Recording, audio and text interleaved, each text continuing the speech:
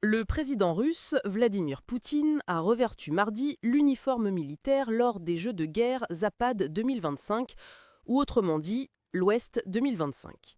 Sa présentation en tenue militaire a eu lieu le matin avant que Donald Trump n'atterrisse au Royaume-Uni.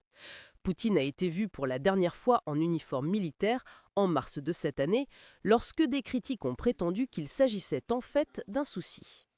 Apparaissant sur le terrain d'entraînement de Mulino, dans la région de Nijni Novgorod, le chef du Kremlin était à au moins 800 km de la ligne de front la plus proche.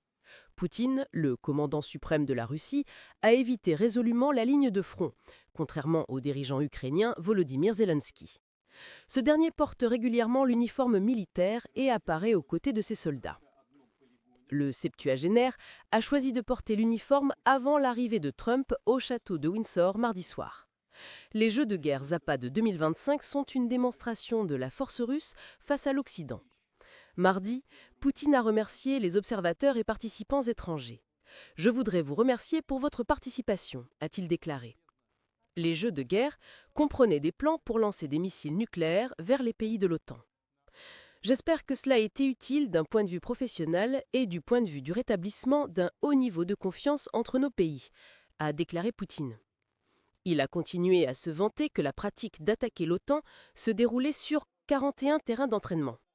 10 000 soldats participent, avec environ 1000 systèmes d'armes et équipements, a-t-il dit. Poutine a ajouté que 333 avions tactiques et stratégiques et des moyens de transport militaires participaient aux exercices.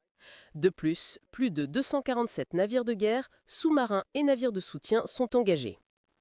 Pendant ce temps, selon le chef du Kremlin, 25 délégations étrangères sont arrivées pour participer aux événements prévus.